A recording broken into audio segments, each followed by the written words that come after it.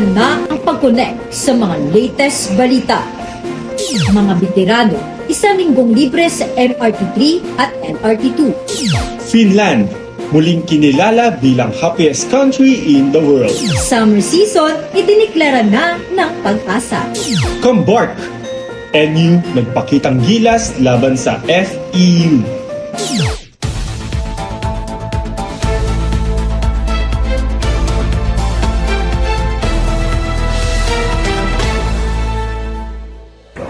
Sentro ng impormasyon, Saan man ang lokasyon sentro ng katotohanan.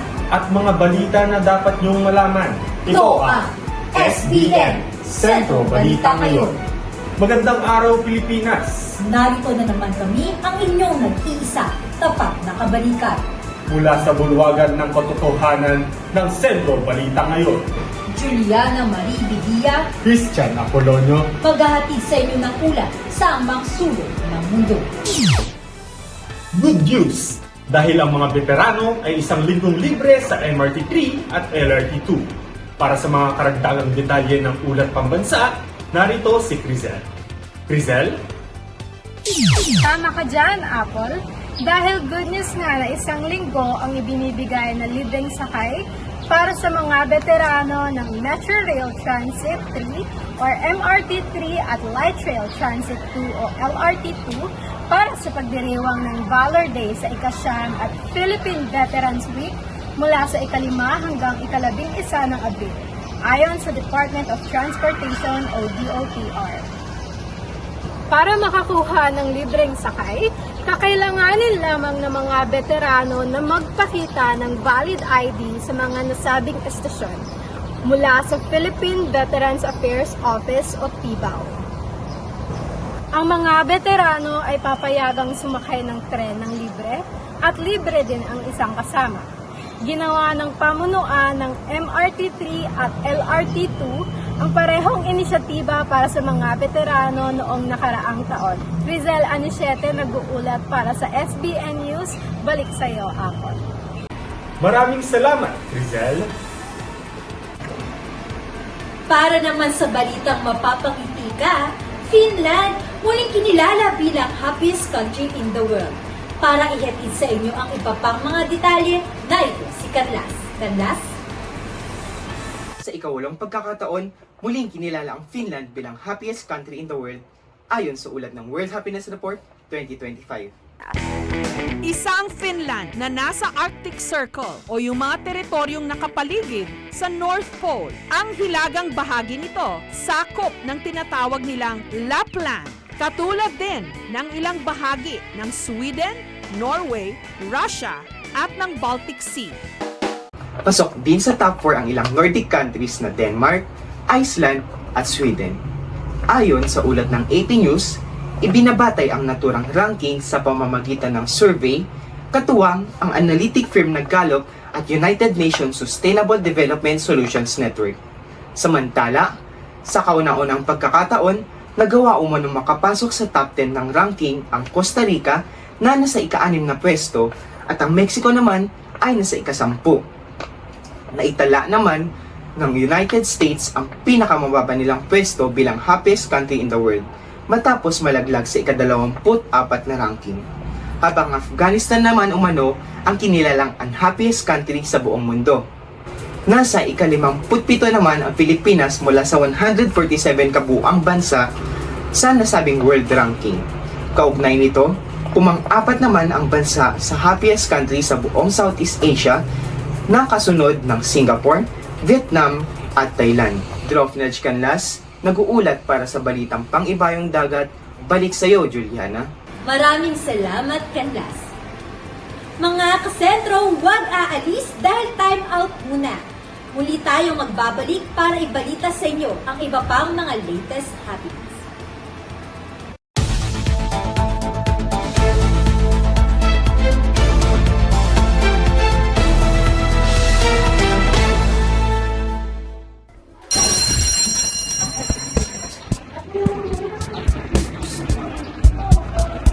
While it's not possible to prevent all cancers, research has shown that there are ways to reduce your risk of getting cancer through things you do and things you can avoid in your everyday life.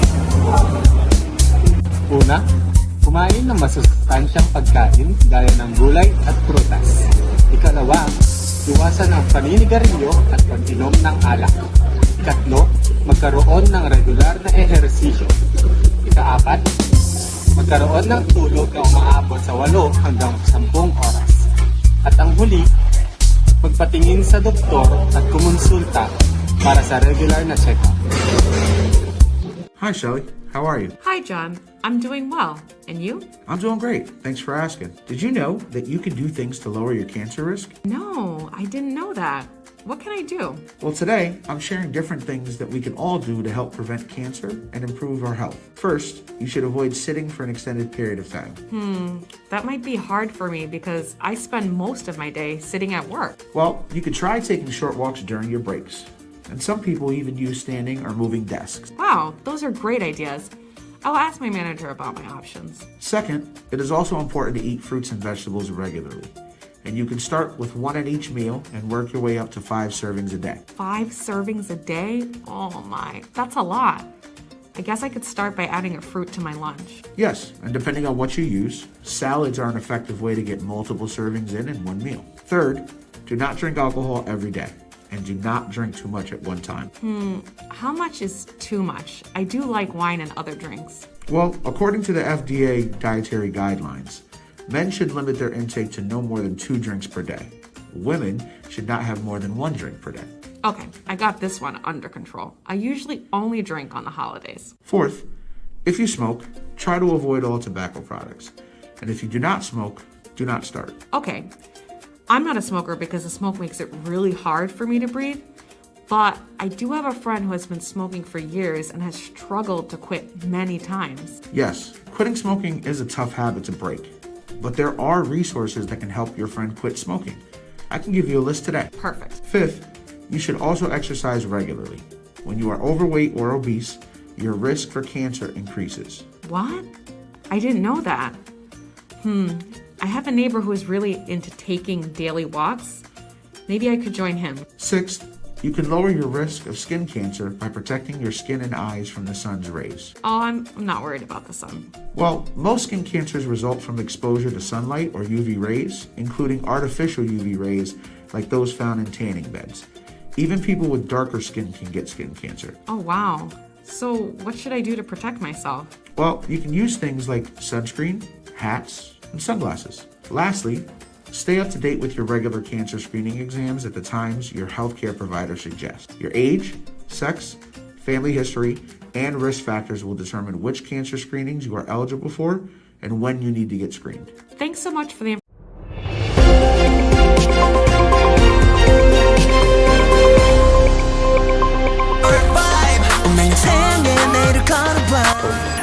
Feeling hot na ba ang lahat?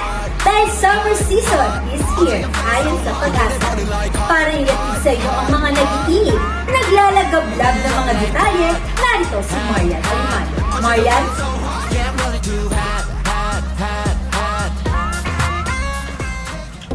Tama ka, Juliana. Dahil talaga naman nararamdaman na natin ang yakap ng init ng panahon. Formal ang inanunsyo ng Pag-asa na nagsimula na ang panahon ng tag-init o summer. Ito ang senyales na nagtapos na nga ang Northeast Monsoon o hanging amihan na nagdala ng malamig na hangin.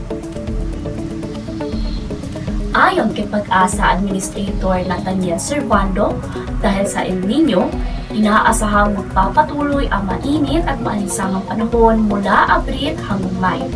We expect the number of warm and drier days will increase in the coming weeks and in the coming months, ang dagdag ni Servando. Nilinaw din niya na maaaring magkaroon ng paminsan-minsang pag-ulan dahil sa easterlies at localized thunderstorms. Pinayuhan din ng publiko at mga ahensya ng gobyerno na maghanda laban sa epekto ng tag-init, lalo na para sa mga may problema sa kalusugan. Nagpayo ang mga health expert na iwasan ang paglabas ng bahay mula alas 10 ng umaga hanggang alas 4 ng hapon kung hindi kinakailangan. Kung lalabas, magsuot ng komportableng damit at magbaon ng tubig upang maiwasan ang dehydration. Muli, ako si Marian Alimanyo, ang gabay ninyo sa pang-araw-araw na panahon. Balik sa'yo, Juliana. Maraming salamat, Marian. Talaga namang nararamdaman na natin ang init ngayon. Kaya, huwag kalimutang uminom ng tubig palagi. Go for the gold, fight for the blue. Kambart nga talaga dahil muling nagpakitang gilas ang National U laban sa FEU. Para sa mga iba pang aksyon, narito si Ralph Alejandrino. Ralph? Maagang nagising ang National University matapos lumasap ng kabiguan sa kamay ng University of the Philippines noong nakaraang linggo sa Season 87 Women's Volleyball Tournament. Kaya naman, hindi na hinayaan pa ng Lady Bulldogs na makulit pa ito. Inilabas ng NU ang bangis nito upang pigilan ang Far Eastern University sa paghahabol nito at makuha ang 23-22, 24-26, 26-24 at 25-18 na panalo. Matatag ang kapit ng Lady Bulldogs sa solong pamumuno tangan ang 9-1 na record. Panganahing naging sandalan ng Lady Bulldogs sa Season 86 Finals MVP Alyssa Solomon na humataw sa season high 30 points kabilang ang 26 attacks. Kabilang sa mga tinutukan ng NU ang 4 defense kung saan nagtala ito ng 61 leagues at 38 interceptions kontra sa FTU. Mula sa mga laban hanggang sa mga tagumpay, naging saksi tayo sa husay ng ating mga atleta.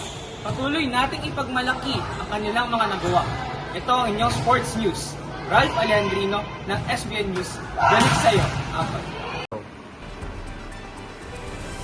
Maraming salamat, Ralph. At ito ang mga tampok na balitang nakalap namin sa araw na ito. Mga balitang napapanahon, kumpletos, ligados. At kami ang inyong nag-iisang kabalitaktakan na maghahatid ng Tapat na balita. Juliana Marie Bidia, Christian Apolonio. ito ang SBN Centro Balita Marie.